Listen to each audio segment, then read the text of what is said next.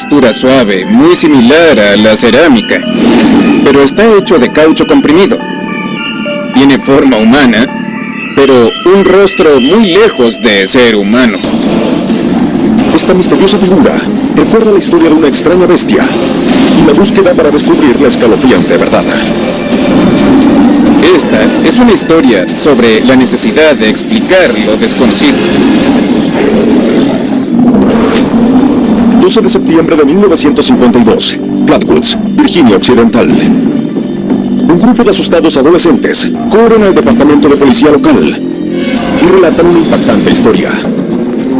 Dicen que durante esa tarde estaban jugando fútbol cuando vieron una extraña luz roja brillando desde el cielo hasta la tierra. Era una estructura con forma de esfera roja parpadeante volando sobre una colina cercana. Los chicos afirman que corrieron donde aterrizó el objeto y se sorprendieron por un sofocante olor. Gases parecían quemar sus fosas nasales y sus ojos. Algunos hasta empezaron a vomitar por este abrumador hedor. Luego, según los adolescentes, se enfrentaron a algo horrible. Vieron una enorme criatura alienígena de 3 metros de alto, con ojos brillantes. Los chicos dijeron que la criatura desplegó unas garras afiladas y que estaba listo para atacar. Los chicos gritaron y corrieron, mientras esta figura se abalanzaba hacia ellos. No tenían idea de qué era este monstruo ni de qué mundo venía. Basado en el testimonio de los chicos, un artista hace un dibujo de una criatura con ojos brillantes y rostro con forma de corazón. A pesar de la descripción detallada, el policía no cree en las afirmaciones de los adolescentes. Pero cuando va a la escena a investigar, también se enfrenta al mismo olor intenso. El policía había olido zorrillos antes, conocía bien el olor de esos animales y sabía que este no se parecía en nada. La noticia del avistamiento llega a la prensa y la región se llena de historias de la misteriosa y aterradora criatura que asustó a un grupo de chicos. Los medios y los tabloides tomaron de inmediato este intrigante incidente. Los lugareños hasta le dieron un apodo: el monstruo de Flatwoods. Y mientras el interés crecía, algunos pensaban que lo que los chicos habían visto no era solo un monstruo, sino que un ser de otro mundo. Muchas personas creían que estos chicos habían visto una especie de extraterrestre del espacio. Mientras el misterio avanza, surge una teoría que podría explicar la historia de los chicos. Según los astrónomos, se registró un meteorito esa misma noche y sobre la misma región donde los chicos vieron la luz roja en el cielo. Cerca de las 7 p.m. de la noche en cuestión se registró una bola de fuego roja sobre la región en Virginia Occidental. Los astrónomos creen que la luz roja que vieron los muchachos fue creada por un meteorito entrando en la atmósfera de la Tierra. Eso también explicaría ese fétido olor. Normalmente, esas rocas espaciales contienen truilita, un compuesto conocido por emitir un olor sulfuroso. Pero aún queda una pregunta. ¿Qué era esa criatura que supuestamente se acercó a los chicos?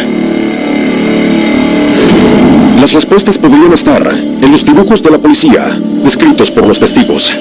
Los dibujos de los testigos del monstruo de Flatwoods muestran un gran parecido con la lechuza común.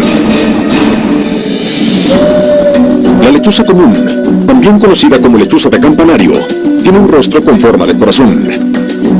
A diferencia de otras lechuzas, su sonido es similar a un silbido o un extraño grito. Los investigadores concluyen que los chicos sí vieron el meteorito y con el impacto del espectáculo se sorprendieron cuando una lechuza voló hacia ellos, mostrando sus garras.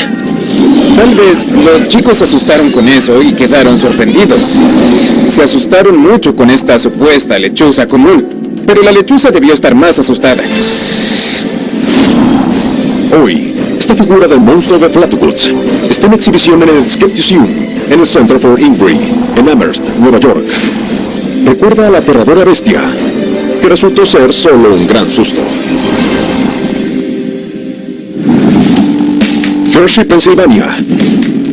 Con el apodo del lugar más dulce de la Tierra, esta ciudad posee una de las compañías de chocolate más famosas del mundo. Pero en el centro de la ciudad se encuentra un establecimiento no dedicado al chocolate, sino que a los buses. El Museo de Transporte. Ubicado dentro del antiguo Club Automotriz de Estados Unidos, su colección incluye un bus General Motors de la década de 1940, un sedán personalizado por White Motor Company en 1935 y un Tucker Torpedo de 1948, uno de solo 51 que se fabricaron.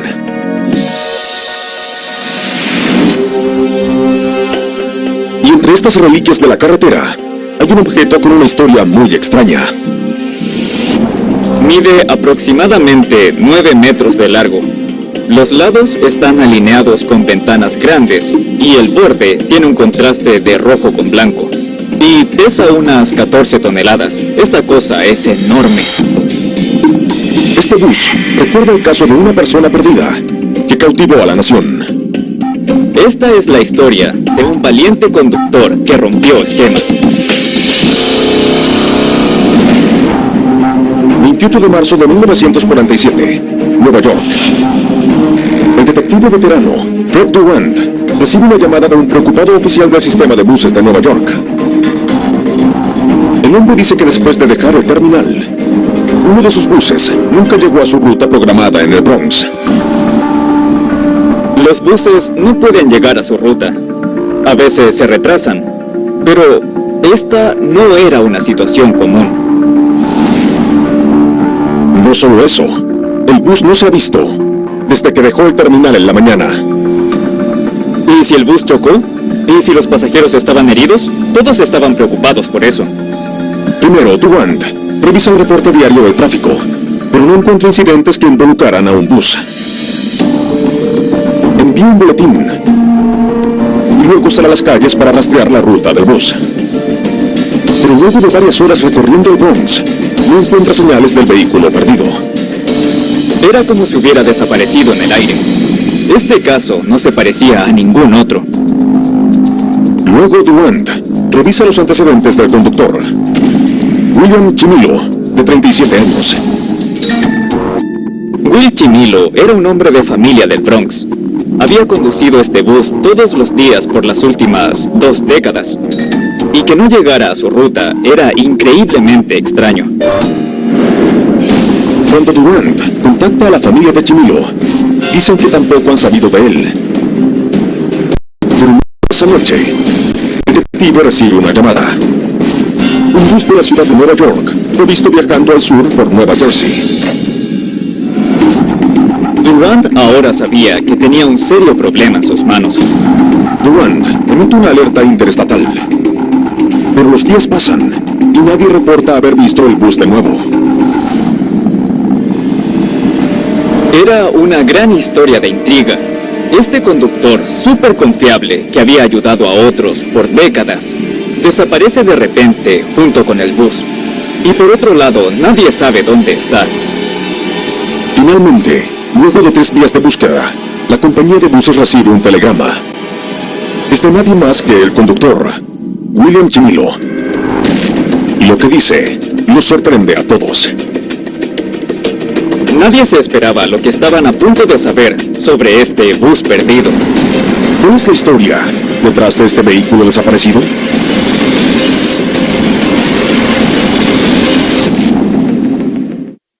Es 1947. Un bus público de la ciudad de Nueva York y su conductor desaparecen sin dejar rastro. Pero, ¿cuál es el sorprendente secreto detrás de esta extraña desaparición? Según el telegrama del conductor del bus, William Chimilo, él y su vehículo están en Hollywood, Florida. Dice que el bus se dañó y que necesita $50 para repararlo. El conductor había llevado este bus a más de 2.400 kilómetros hasta Florida, y aún así tenía el descaro de pedir dinero para repararlo. Era algo muy extraño. el detective les pide a las autoridades locales que arresten a Chimilo. Luego Durant viaja a Florida del Sur para recogerlo. Cuando llega, el conductor hace una sorprendente confesión.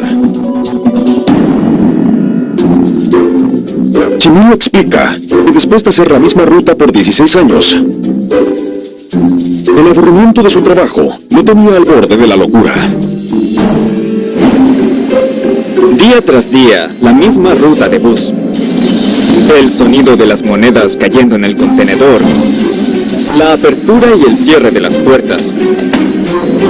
Las mismas calles todos los días. Chimilo había llegado a su límite.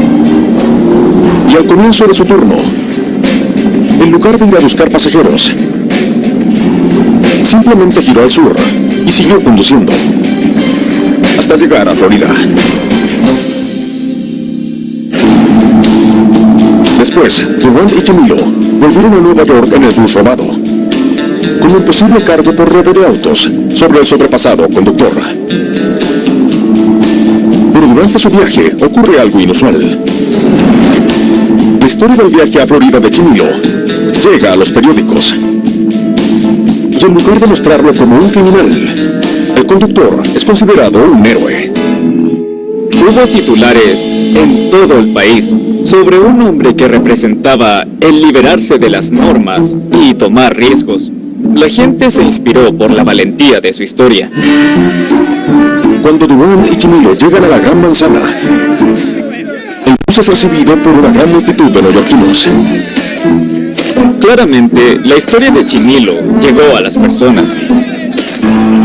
¿Quién no puede sentirse identificado con alguien cansado de su rutina diaria?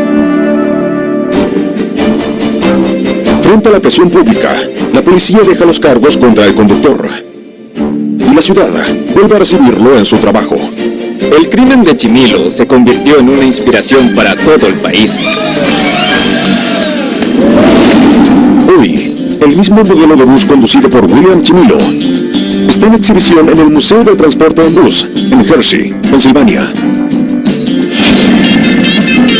Recuerda un conductor común que quiso buscar un mejor destino en su vida.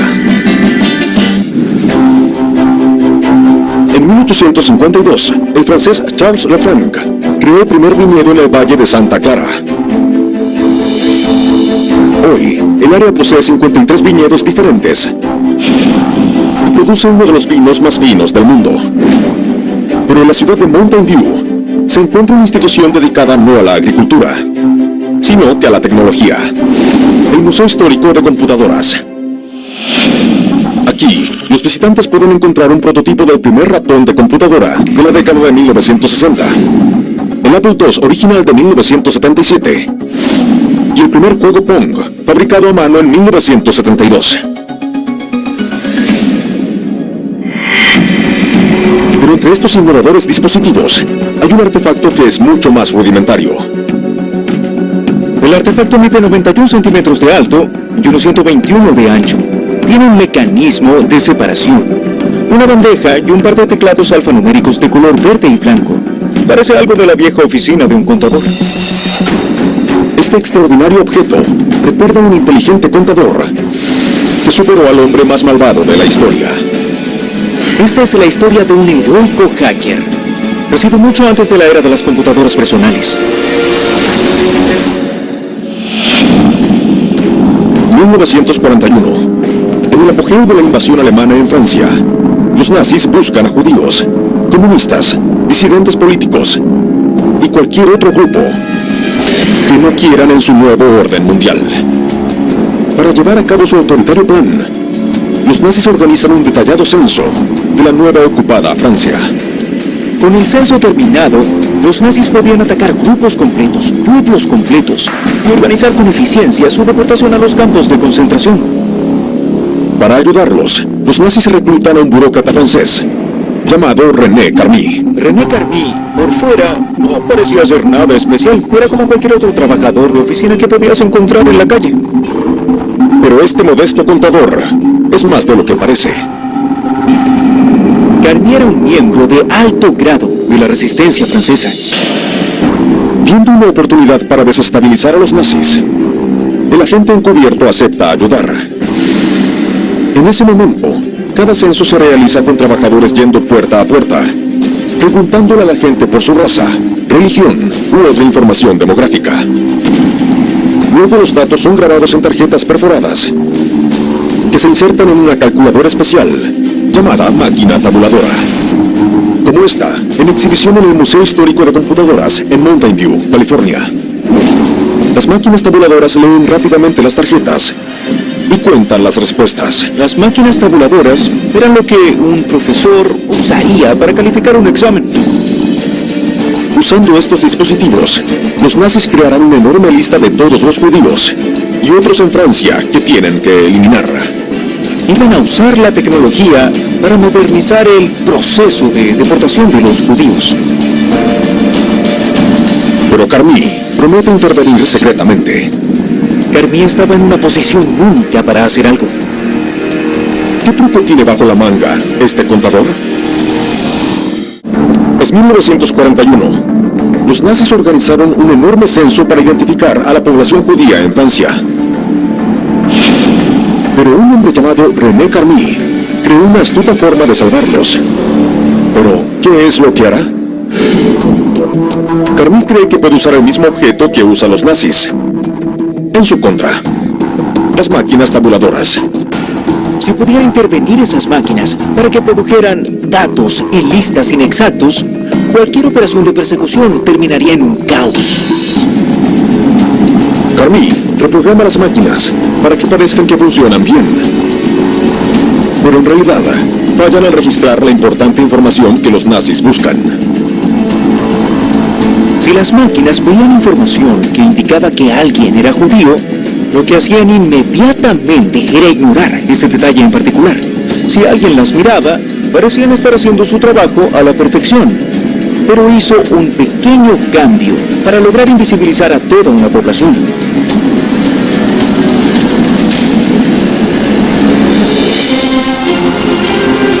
El resultado es que miles de personas vulnerables se salvan de los campos de muerte nazis. Les dio tiempo a miles de judíos para escapar a la libertad. Pero finalmente Carmi paga el precio por su acto de sabotaje. En 1944, los nazis descubren lo que hizo y lo envían a un campo de concentración, donde murió en 1945. Pero su muerte no fue en vano. Los historiadores estiman que el valiente acto de sabotaje de Carmi salvó más de 100.000 vidas. Gracias al heroico trabajo de René Carmi, Francia sufrió menos muertes de judíos que cualquier otro de los países ocupados. Hoy, una máquina tabuladora se encuentra en exhibición en el Museo Histórico de Computadoras, en Mountain View, California. Es un testamento de un valiente hombre que intervino el sistema para defender a su comunidad. Basilea, Suiza. Esta ciudad es hogar de increíbles edificios modernos, como el museo con forma de cubo llamado el Schlager, la angular Torre Roach, y una estructura de vidrio de 31 niveles llamada el Messeturm. Pero entre estas estructuras contemporáneas hay una institución que celebra el mundo antiguo, el Antiken Museum de Basilea.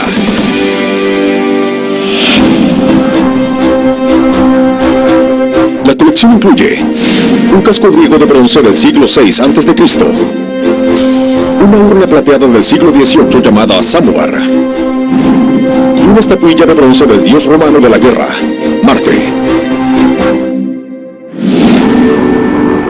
Y entre estas reliquias forjadas en metal, hay una tallada en piedra. El artefacto está hecho de mármol. Las dimensiones son 1,8 metros de ancho por 90 centímetros de alto. Cuando lo miras, notas que es muy pesado. Es una escena muy dramática, hay mucha acción. La escena muestra una de las historias más famosas de la mitología griega. Esta escultura increíblemente detallada muestra una antigua historia de riqueza, poder y monstruos. Muchos creen que esta famosa fábula no fue ficción, sino que un hecho. Esta es la historia de un mito antiguo, un héroe famoso y muchísimo oro.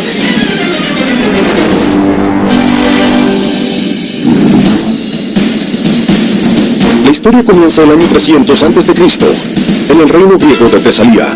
Un malvado aristócrata llamado Pelias gobierna a sus súbditos con desenfrenada crueldad. Pero un hombre está decidido a derrocar a este terrible tirano. Su sobrino, un guerrero de 20 años llamado Jason. Jason era el típico héroe griego. Era valiente, atractivo y muy atlético.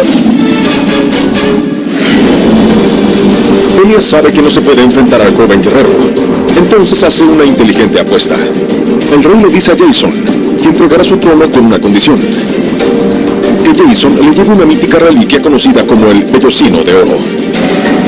Es un vellocino hecho de oro y tiene un significado simbólico. Representa riqueza, poder y gobernar por derecho divino. Se dice que quien encuentre el vellocino de oro será el gobernador correcto de Tesalia. Según la leyenda, el vellocino está escondido en una tierra más allá del mundo conocido, en una rica ciudad llamada Cólquida. El camino está lleno de peligros, desde ninfas hasta feroces gigantes. Pelias está seguro que Jason morirá. Entonces, ¿qué hace Jason? Decidió que iría y que haría cualquier cosa para ser el gobernador de Tesalia. Estaba dispuesto a hacer ese viaje épico. La historia dice que Jason crea un equipo de guerreros, aborda su nave, el Argo, y navega por el mar.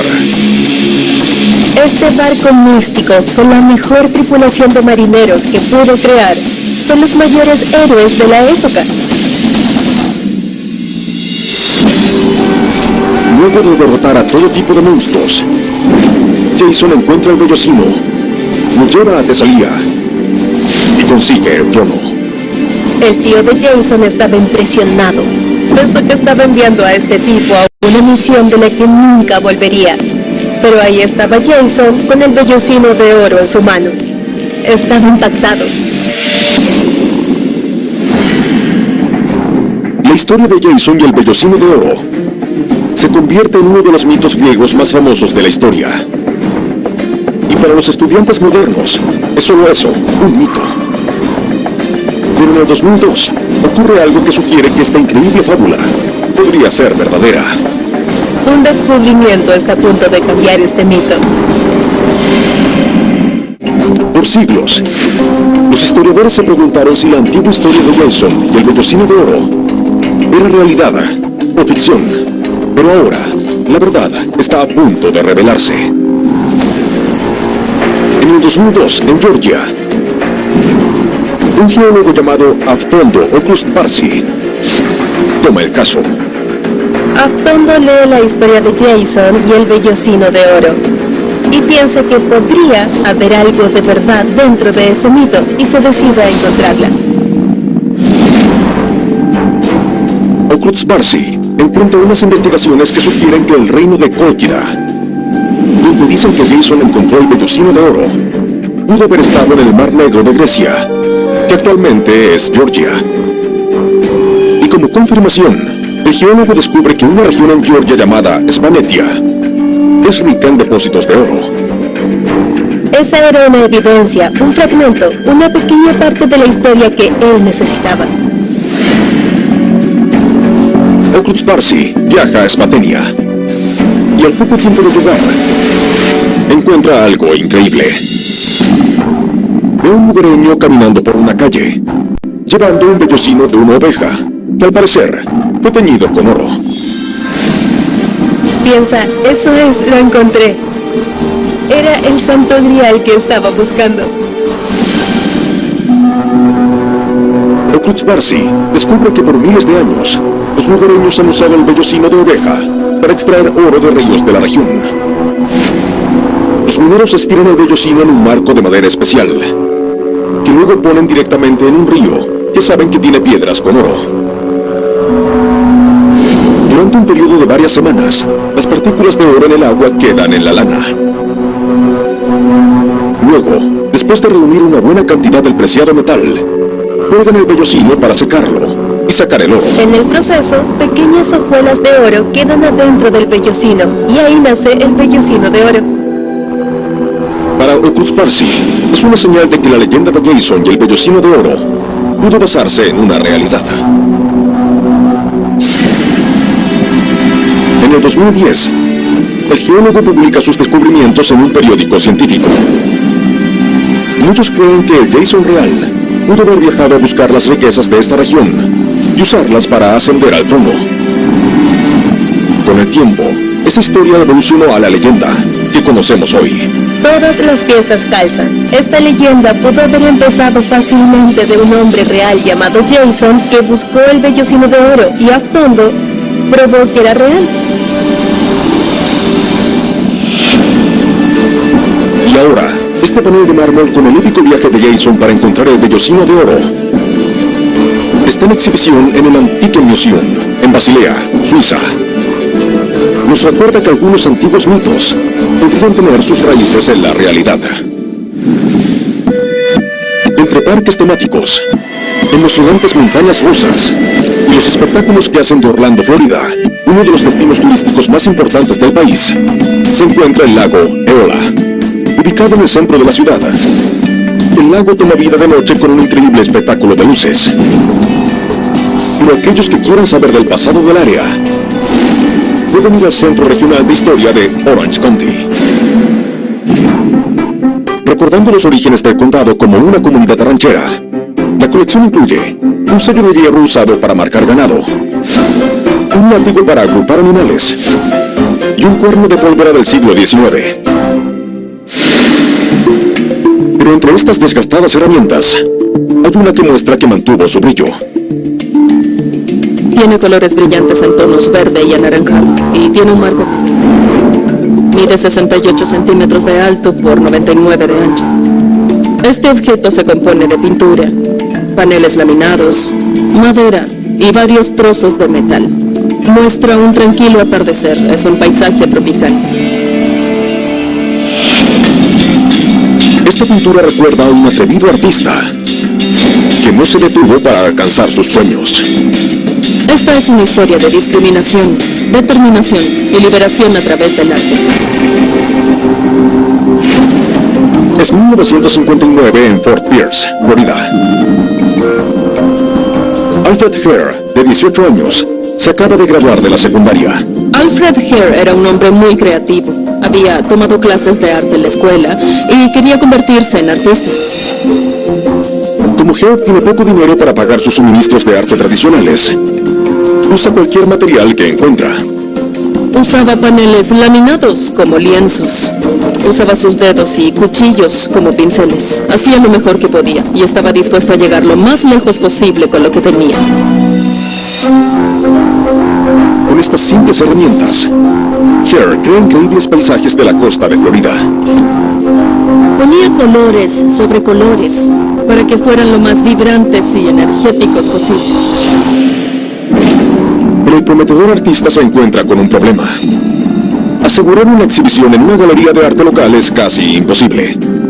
Debido a la segregación, era imposible que un artista afroamericano mostrara sus obras en una galería de personas blancas. Hare teme que si no puede vender sus pinturas, se ve obligado a abandonar su arte y buscar uno de los pocos trabajos disponibles para los hombres afroamericanos de su edad. Podía trabajar cosechando naranjas en un campo, o tomates, o en una compañía de empaques. Pero él no quería estar en ningún campo ni hacer ningún trabajo manual. Él quería convertirse en un artista.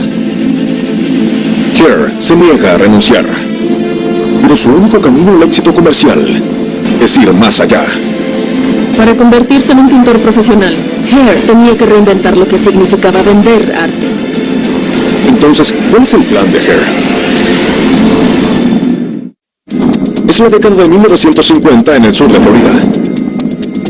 Un aspirante artista llamado Alfred Hare desarrolló una increíble técnica de pintura que le permite crear vívidos paisajes en unos minutos. Pero tiene un problema. Las galerías no exhiben su arte por el color de su piel. Entonces, ¿qué hará este pintor para encontrar un mercado para su trabajo? Hare decide que si no puede vender sus obras en galerías, se las venderá directamente a la gente. Y con el apoyo de sus amigos y familiares, crea un plan. Tenía que pensar más allá de los límites. Entonces dijo, ¿saben?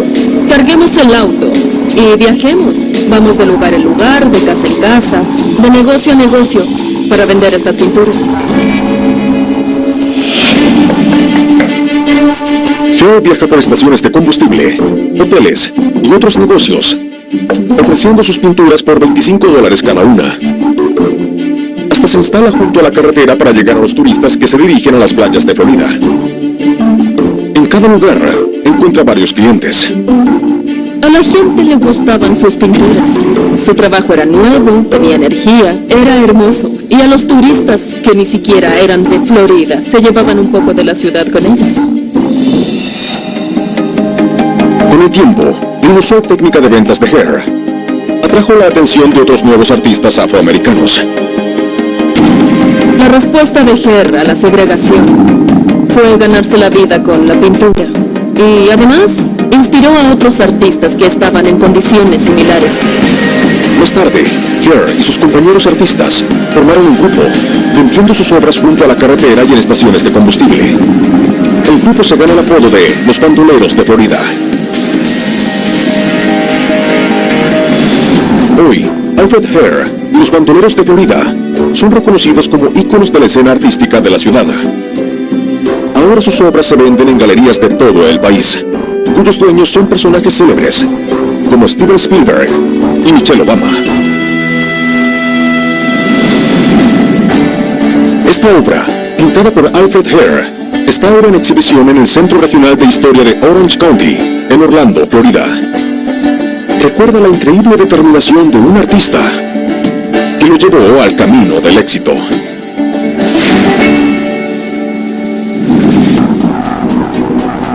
Desde su colonización hace más de 450 años, Pensacola, Florida, ha sido controlada por 5 naciones diferentes: España, Francia, Gran Bretaña, la Confederación y Estados Unidos.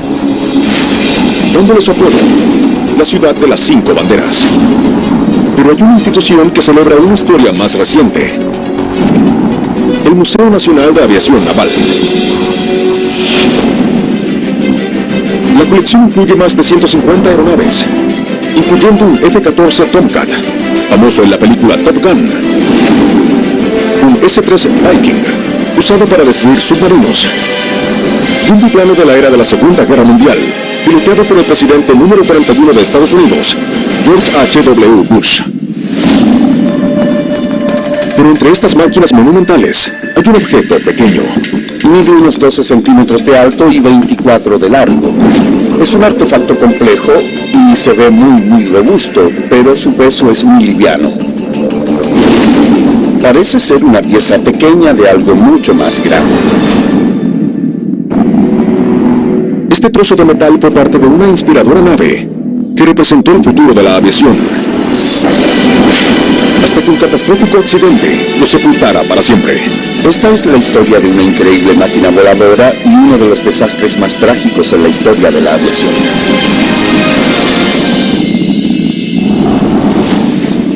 Es 1931.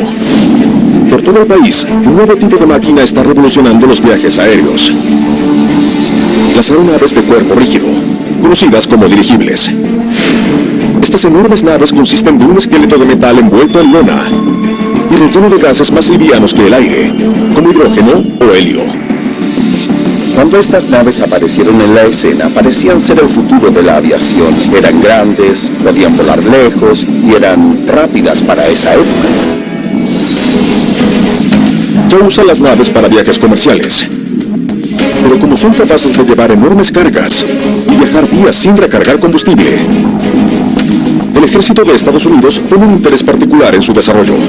Parecían tener todas las cualidades que necesitaban para la guerra. Los usaban para exploraciones y reconocimientos y hasta podían usarlos para lanzar bombas. En octubre, la Marina muestra la nave más grande jamás construida. el USS Akron. Mide 34 metros de ancho por 239 de largo, más que 2 campos de fútbol. Y es lo suficientemente grande para llevar su propio escuadrón de aviones de combate. El Akron era como una base militar en el cielo.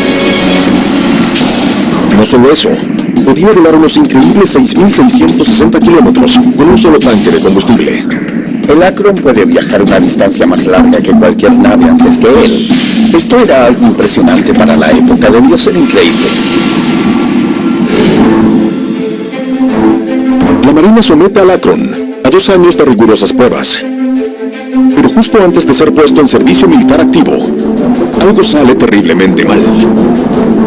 El 3 de abril de 1933, el Akron sale a su último vuelo de prueba desde una estación aérea naval en Lakehurst, Nueva Jersey, llevando 76 pasajeros. La nave se eleva sobre el Océano Atlántico. Confiaba mucho en su máquina. Pero a 45 minutos del vuelo, los oficiales en la base pierden contacto con el Akron. Primero piensan que solo es un problema de radio. Pero el tiempo avanza y sin noticias de la tripulación, los oficiales temen lo peor. Perdieron el contacto por completo, estaban muy preocupados por el destino del Akron. ¿Pero qué le pasó a este gigante de los cielos? Es el 4 de abril de 1933. La Marina de Estados Unidos realiza pruebas de campo en un enorme dirigible llamado USS Akron. Pero a minutos de su último vuelo de prueba, Control desde tierra pierde contacto con la nave. ¿Pero qué le pasó a esta maravilla monumental? Luego de varios intentos fallidos por hacer contacto con el Akron, la Marina envía naves de búsqueda y rescate al Atlántico. Y a pocos kilómetros de la costa de Nueva Jersey, descubren una trágica escena. Partes del marco de la nave, como esta pieza de la viga en exhibición en el Museo Nacional de Aviación Naval, están repartidas por toda la superficie del océano. El desastre se extiende por kilómetros. De los 76 tripulantes, solo 3 son encontrados con vida. Fue el peor desastre en la historia de la aviación de Estados Unidos. La Marina debió estar devastada.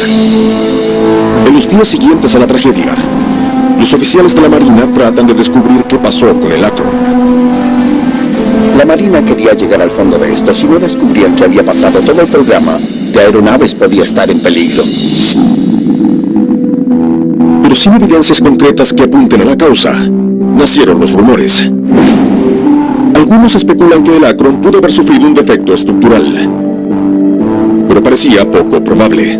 El Akron era una de las aeronaves mejor construidas. Había completado 73 vuelos de prueba. Una falla estructural parecía estar descartada. Otros apuntan a un sabotaje.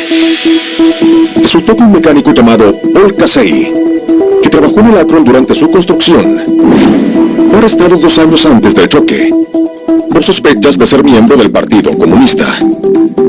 Esto también era poco probable. Nunca lo condenaron por ningún delito y no había evidencias de algún tipo de sabotaje.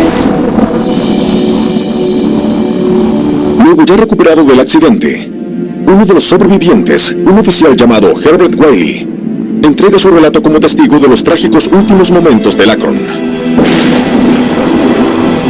Según Wiley, a 1 hora del vuelo, una repentina tormenta apareció sobre el Atlántico. Los fuertes vientos sacudieron la nave y la enviaron directo al océano. La tripulación perdió el control y antes de darse cuenta, la tormenta los había envuelto. Debió ser un caos.